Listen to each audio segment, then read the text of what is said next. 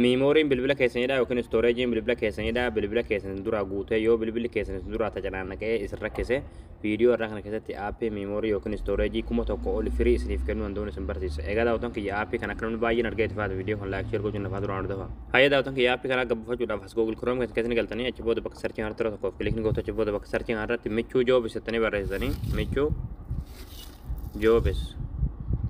Achi booda michuu joobis kajoo jalaadha sanii baasa hartara tokkoof kilikni gootu. Ammallee asirratti michuu joobis.com hojii hartara tokkoof kilikni gootu. Ammallee haala kan asitti fitaa sulula ta'e ho'isaa hartara tokkoof kilikni gootu bakka sarchiin harratti qubee taa ra baa barreessanii achi booda sarchii fuuldura hanti kilik gootu sarchii gootu. Achi booda haala kanaa suuraa kana sanii bitaa suuraa kana hartara tokkoof kilikni gootu. Achi booda abbicha gabbuufachuudhaaf sura olutaa gadeemtu olutaa gadeemtu achi booda dhumarratti kana madiimaan kan barraa yaappii as tuqaa buufadhaa kajoo jalatti daawulood kajee turtii daawulood kan tuttanii aappii kana bilbila keessatti gad buufattanii. Hayya daawwattoon kiyya aappii kan buufattanii gargaltan aappii kana haala kana sanii banama asirratti agarii kana kilik gootu. Ammallee haala kanaan continue with Google isin jaa jechuudha.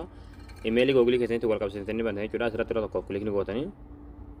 Achi booda imeelii Google keessanii filatanii jechuudha. Achi booda kan haala kanaan isin banama asirratti complete kan jiru hundara tokko kilikni gootu. Ammallee halluu kilik gootu.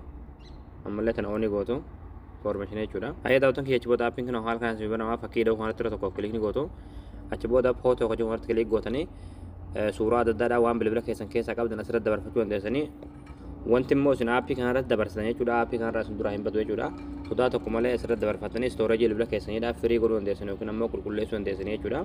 Aappiin kun aappii baay'ee tokko bareedaa ta'edha. Hundi keessanuu gabbuufadhaatii itti fayyadamaa.